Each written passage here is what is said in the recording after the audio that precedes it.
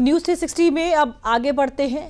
प्रदेश में दीयों और हलाल प्रोडक्ट्स को लेकर सियासत उफान पर है। सपा प्रमुख के बयान पर सीएम योगी ने तीखा हमला बोला है। दीपावली के पहले से ही राजनीतिक माहौल पूरी तरह से गरमाया हुआ है। ऐसे में सीएम योगी ने अखिलेश यादव के बयान पर क्या कुछ किया है, पलटवार देखिए इस रिपोर्ट में। आप जब कोई सामान खरीदते हैं तो सामान खरीदते समय एक चीज जरूर देखिए, क्या उसमें हलाल सर्टिफिकेशन तो नहीं लिखा हुआ है। यानी हर वस्तु में हलाल सर्टिफिकेशन हमने यूपी में बैन किया है। मुझे लगता है कि आज यूपी के उत्तर प्रदेश के अंदर कोई उसको खरीदने का या कोई बेचने का दुस्साहस नहीं करेगा। हलाल सर्टिफिकेट को लेकर दिया सीएम योगी का ये बयान जनता से अपील है और साजिशकर्ताओं को चेतावनी। यूपी में हलाल सर्टिफिकेशन वाला प्रोडक्ट बेचा तो खैर नहीं है। सीएम योगी ने साफ कर दिया है कि यूपी में कोई भी हलाल सर्टिफिकेशन लगाकर अपने प्रोडक्ट नहीं बेच सकता। यानी हलाल सर्टिफिकेशन के नाम पर अब आतंकवाद और धर्मांतरण को कोई फंडिंग नहीं होगी। कपड़े का भी हलाल, DSLI का भी हलाल। मैं भौचक था, एक अधिकारी बोला साहब इसमें, मैंने कहा भी देखो नहीं षड्यंत्र है भाई। मैंने कहा माचिस तो झटका वाला है, आप एक झटके में लगाएंगे तो तभी आग जलेगा, आप हलाल करते रहेंगे तो कभी जलेगी नहीं वो माचिस। तो मैंने कहा इससे बड़ा झूठ क्या हो सकता है। आप सोचो, और हमने जब कार्रवाई प्रारंभ की 25,000 करोड़ रुपए देश के अंदर हलाल सर्टिफिकेशन से होता और भारत सरकार की या राज्य सरकार की किसी भी एजेंसी ने उन्हें मान्यता नहीं दी है। ये सारा का सारा पैसा आतंकवाद के लिए, लव जिहाद के लिए और धर्मांतरण में दुरुपयोग होता है और इसीलिए उत्तर प्रदेश ने इसके खिलाफ बड़ी कार्रवाई प्रारंभ की है।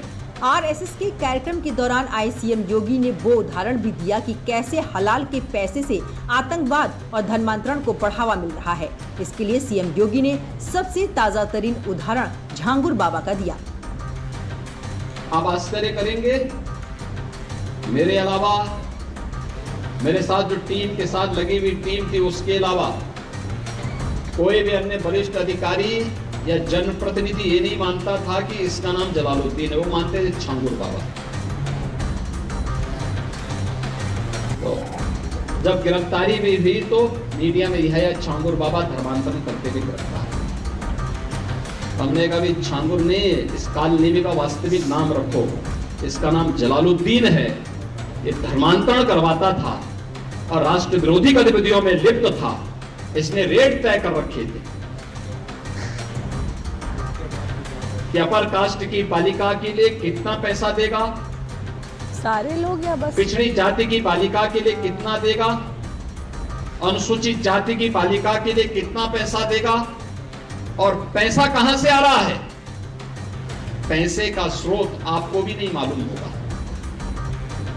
वो कोई दूसरे देश से नहीं आ रहा है, आप ही के पास से।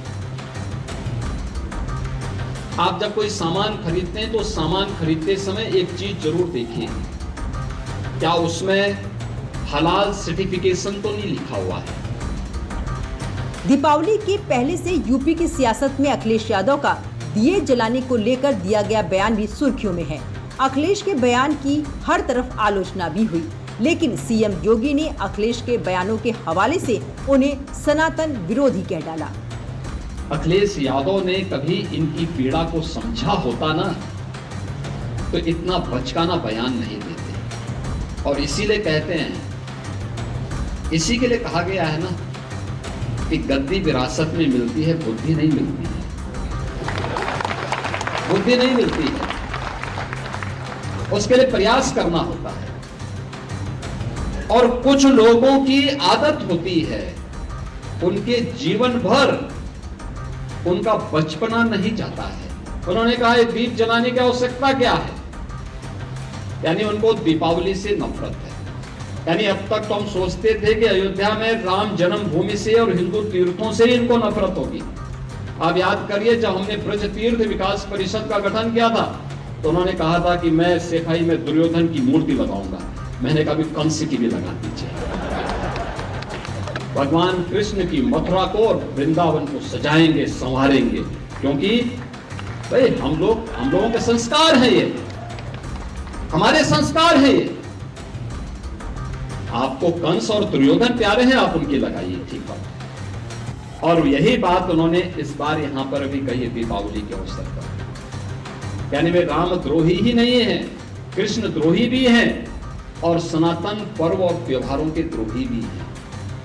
इस विवाद की शुरुआत अखिलेश यादव के उस बयान से हुई थी जिसमें उन्होंने दीपोत्सव के खर्चे पर सवाल उठाते हुए दियों और मोमबत्ती पर खर्चा करने की जगह क्रिसमस जैसी लाइटिंग की वकालत की थी। इसके बाद उनकी ही पार्टी के नेता आजम खान ने उस बयान को विस्तार देकर विवाद को और बढ़ा दिया था। इस समय क्रिसमस का समय पूरी शहर जगमगा जाते हैं और महीने जगमगा के रखते हैं वो लोग, उन्हीं से सीख लो बस। क्यों खर्चा करना बार बार दियों का, मोमबत्ती का और ये दिमाग लगाना। और दिवाली के इस पर्व पर जिसमें दिए जलते नहीं हैं, दिए रोशन होते हैं। वो लोग जो दिए जलाते हैं वो कुछ भी जला सकते हैं। सपा की तरफ से आए इन बयानों की वजह तो सपा ही जाने, लेकिन सियासी गलियारों में इन बयानों को लेकर जमकर आलोचना हो रही है। सांसद दिनेश शर्मा ने सपा अध्यक्ष अखिलेश यादव के बयान पर तीखी प्रतिक्रिया दी है। दिया जलता है, दिल नहीं जलना चाहिए। कुछ लोगों का दिल जलता है, दिया तो प्रकाश करता है, प्रकाश सबके लिए होता है। अब दिया से उनका नफरत क्यों है?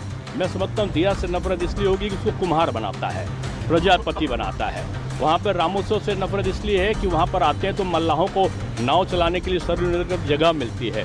नफरत उनको इसलिए हो सकती होगी कि वहाँ भगवान की पूजा में फूल आते हैं, वो माली लाता है।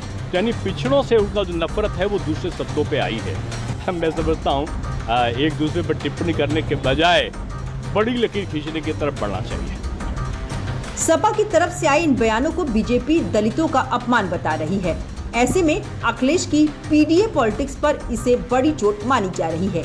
अखिलेश का ये बयान तुष्टीकरण की सियासत का हिस्सा हो सकता है, लेकिन इससे दलित वोट बैंक पर खतरा मंडरा सकता है।